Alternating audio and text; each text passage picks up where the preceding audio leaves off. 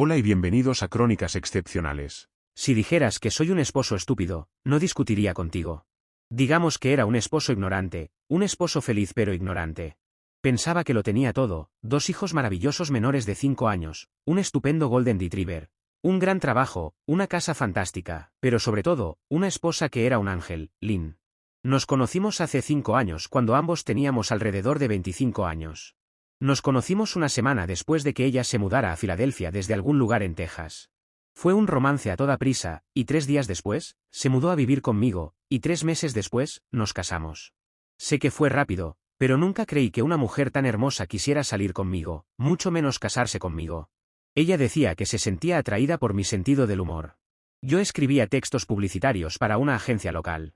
Había ganado varios premios por mi trabajo y ganaba bien. 1 o 2 veces al año. Hacía comedia de stand-up en cenas organizadas por mi empresa para todos los empleados y clientes. Lynn era huérfana y no tenía familia, ni siquiera tías, tíos o primos. No podía soportar hablar de cómo fue crecer en un orfanato y en casas de acogida. Y nunca insistí en ese tema ni en nada sobre su horrible infancia. Contaba mis bendiciones mientras sacaba los cubos de basura de mi jardín trasero, a la calle para la recolección del día siguiente, cuando me encontré con mi vecina Sabrina, que era una verdadera molestia. Ella se acercó a mí con una mueca en la cara. Me estaba preparando para su último discurso, pero más tarde le estaría eternamente agradecido a Sabrina. Ella revisa mi basura y la de otros en nuestra cuadra y nos grita: si no reciclamos cada artículo que se supone que debe reciclarse. A veces, simplemente tiro todo en el cubo de basura, botellas de soda y todo. Y ella arma un gran alboroto conmigo. Ella está en sus 80s y no quiero gritarle de vuelta y provocarle un ataque al corazón.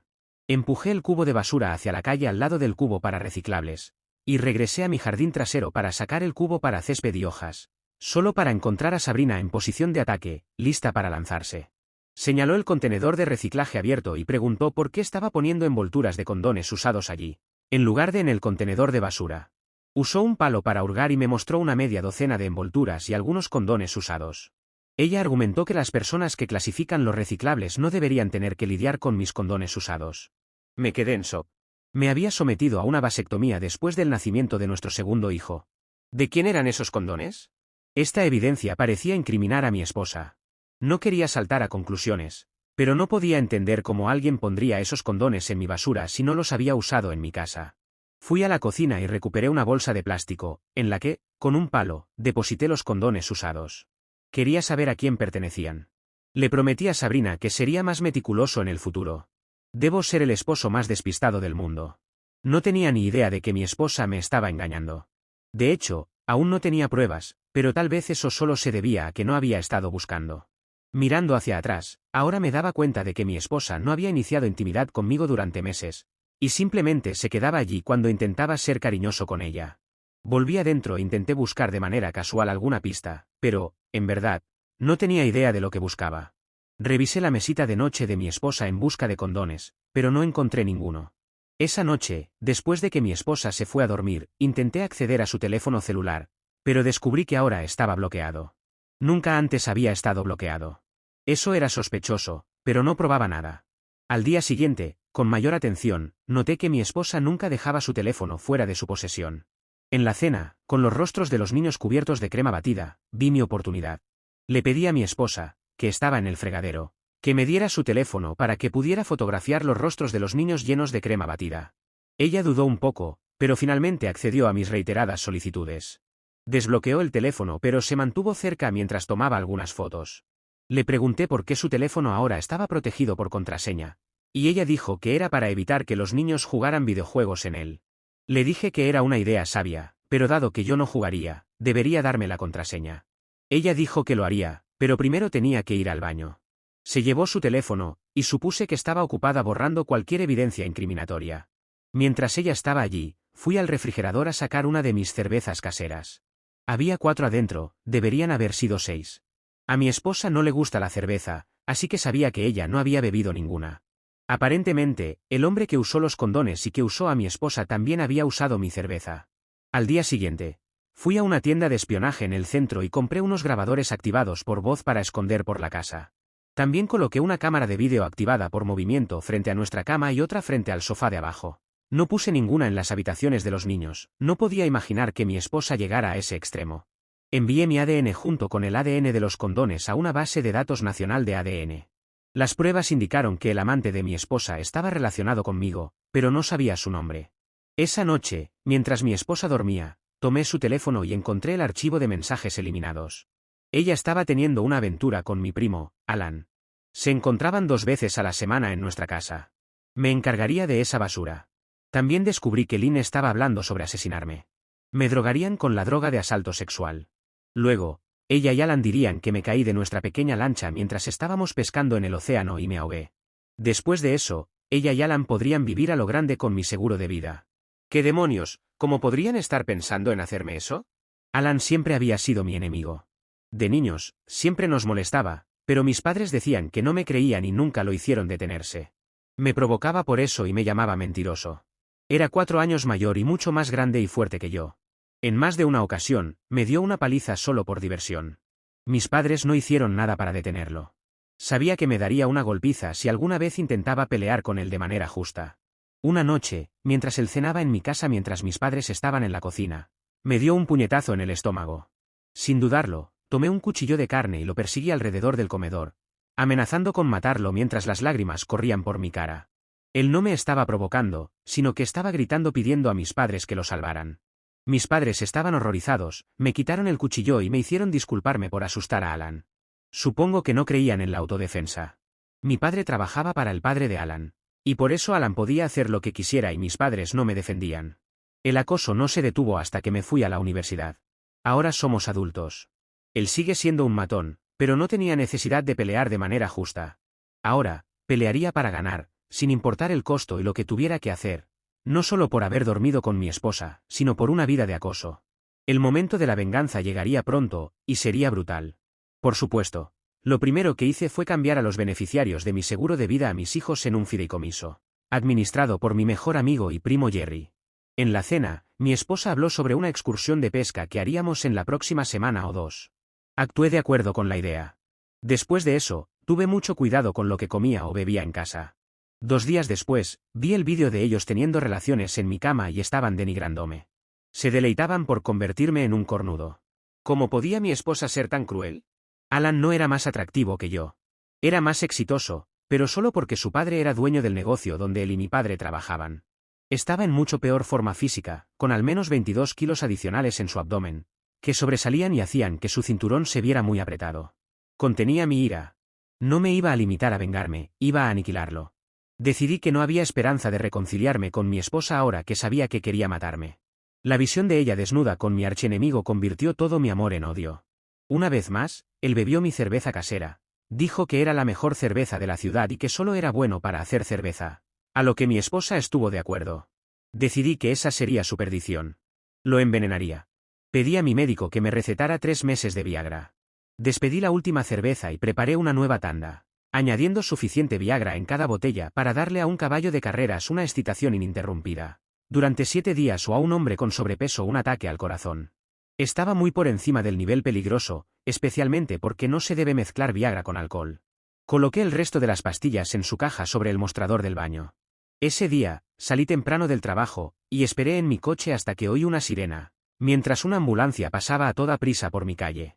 Corrí a mi casa, y al abrir la puerta, los paramédicos estaban sacando a un hombre gordo y desnudo en una camilla. Corrí hacia él, reconocí a mi primo y le grité, ¿por qué estaba desnudo en mi casa? No respondió. Estaba vivo y respirando con una máscara de oxígeno. ¿Vas a morir, gordito?, lo insulté. Valió la pena morir por estar íntimo con mi esposa, pedazo de basura. Luego vi a mi esposa, que parecía estar desnuda bajo la bata de baño que llevaba. No le dije nada. Realmente no valía la pena. Luego supe que Alan había tenido su ataque al corazón mientras estaba, por así decirlo, en la montura y se había derrumbado encima de mi esposa. Su peso rompió 2 de sus costillas. Ella tardó un tiempo en salir de debajo del obeso. Pensó que iba a asfixiarse y estaba en shock. Después de que la ambulancia se llevó a Alan y a mi esposa, eliminé y destruí todas las botellas de cerveza envenenada, pero guardé mi paquete de Viagra del mostrador del baño y lo metí en mi bolsillo. Esa noche, con guantes de examen de goma puestos, visité a Alan en su habitación del hospital. Estaba conectado a un ventilador. El oxígeno fluía a través de un tubo de plástico flexible hacia su boca. Me miró. Intentó presionar el botón de llamada de la enfermera, pero se lo quité de la mano. ¿Cuándo me había convertido en el malo? Así fueron después de años de acoso por este gordito, sumado al engaño de mi esposa. Entonces puse sus huellas digitales en mi caja de Viagra. Ahora estaba sudando. ¿Estás asustado?, le pregunté. Bueno, deberías estarlo. Apreté el tubo de goma para que el oxígeno dejara de fluir por un momento. Él jadeaba, y luego solté el tubo para que pudiera respirar de nuevo. Lo hice 2 veces más, y él movía los labios diciendo, por favor, no. Me reí de él y le dije que volvería más tarde para terminar el trabajo. ¿Qué pensaba? ¿Que después de todo le tendría piedad? Por supuesto que no. Luego de salir de su habitación fui a visitar a mi esposa. Ella estaba mirando al techo y no reconoció mi entrada. Le dije lo infeliz que estaba de que Alan no la había aplastado hasta matarla como se lo merecía. Ella me escuchó y comenzó a llorar. La odiaba y despreciaba, ya nunca volvería a ser el amor de mi vida. La verdad es que nunca volví al hospital. Cuando regresé a casa, coloqué la caja de Viagra con sus huellas digitales sobre el mostrador del baño y fui a buscar a mis hijos. Ellos estaban con mis padres. Mis padres sabían lo que mi esposa había estado haciendo con Alan y habían estado cubriéndolos. Como pudieron, mis propios padres. Mi padre aún trabajaba para el padre de Alan, y esa era su lealtad. Fui allí y les conté lo que realmente había sucedido. También les dije que deberían haberme dejado matar a Alan cuando éramos niños. O al menos podrían haberme defendido. Ahora él estaba medio muerto, y no podía estar más feliz. Les dije que se despidieran de sus nietos por última vez porque nunca volverían a verlos. Llamé a los padres de Alan y me regocijé sobre cómo su hijo casi muere mientras estaba con mi esposa. Creo que eso es su karma, les dije, expresando mi gratitud porque mi padre me había advertido sobre lo que Alan estaba haciendo en mi casa. Lo cual era una mentira completa diseñada para que mi padre fuera despedido de su trabajo. Supongo que nunca le enseñaron a Alan a no tomar lo que no era suyo. Si muere, es culpa suya. Lamentablemente Alan no murió, pero para mi alegría pasaría el resto de su vida arrastrando un gran tanque de oxígeno con ruedas. Es difícil ser un galán cuando eres un inválido. No es la mejor venganza, pero tampoco es la peor. 3 días después, mi padre me llamó y preguntó si era seguro para mi esposa regresar a nuestra casa. Le dije que no. Ya había solicitado el divorcio. Y jamás la volvería a recibir. Como golpe final a Alan, contraté a Jerry, un primo a quien Alan también había acosado despiadadamente. Jerry estaba emocionado por tomar su propia revancha contra Alan. Además de presentar mi solicitud de divorcio, Jerry también demandó a Alan por causar intencionalmente angustia emocional en mi nombre. Jerry, que era tan vengativo como yo, hizo que Alan fuera notificado en su habitación del hospital mientras los padres de Alan estaban presentes. Una vez más, Alan sufrió un paro cardíaco, pero los doctores lograron salvarlo. Esto era divertido. Alan alegó que nunca tomó el Viagra y que había sido envenenado. Sus huellas digitales en el paquete convencieron a la policía de que estaba mintiendo. En realidad, basándome en el número de pastillas que sabía que debía haber en el paquete, sabía que él había tomado algunas de las pastillas, lo cual se confirmó cuando fue admitido en el hospital.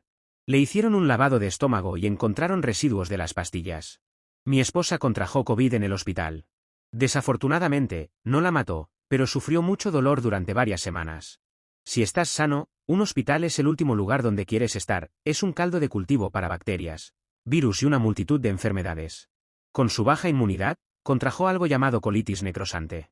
Es altamente contagioso y muy peligroso. Tuvo que permanecer en el hospital otros 10 días. Su karma le dio un buen golpe. Una vez más, mis hijos no entendían por qué su madre no regresaba a casa. Cuando el hospital finalmente la dio de alta, me encontraba en un apuro para explicárselos de manera adecuada a su edad. Solo les dije que ella necesitaba un tiempo fuera, y eso pareció satisfacerlos un poco. Ya era un poco tarde. Pero de todas maneras contraté a un investigador privado para encontrar algún material comprometedor sobre mi esposa y su aventura con Alan. Leí su informe solo 1 hora antes de mi primera audiencia con Lynn.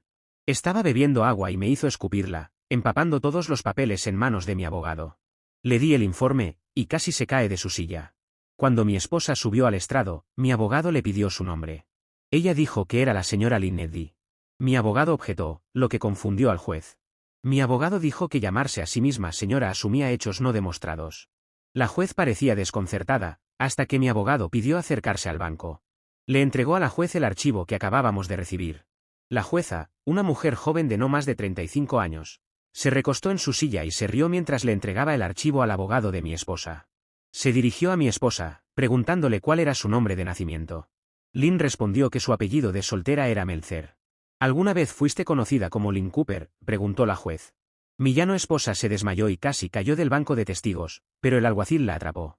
La jueza se volvió hacia el abogado preguntando si tenía copias del decreto de divorcio entre su clienta y su primer esposo. Su abogado estaba atónito y pidió un receso para consultar con su clienta. La jueza instruyó al alguacil que esposara a mi ya no esposa. La jueza habló lentamente: señora Cooper, no hay evidencia de que se haya divorciado de su primer esposo. Sin embargo, hay una orden de arresto contra usted, de Arizona, por asesinato. Usted y su esposo están acusados de robar una estación de servicio donde, según testigos, usted disparó y mató al empleado hace aproximadamente 5 años, y luego desaparecieron. Por cierto, su esposo está en prisión por cometer un delito que llevó a un asesinato. El estado de Arizona será notificado de que usted está bajo custodia, esperando la extradición por asesinato. Pensé previamente que descubrir la infidelidad de mi esposa era el punto más bajo de mi vida. Pero no lo era. El punto más bajo posible llegó esa noche, cuando tuve que explicarle a nuestros hijos que su madre estaba en la cárcel, y permanecería allí por mucho tiempo porque había hecho cosas muy malas. Los abracé mientras lloraban en mis brazos. No sabía si debía llevarlos a ver a su madre antes de que ella se fuera a Arizona, pero insistieron. Y los llevé.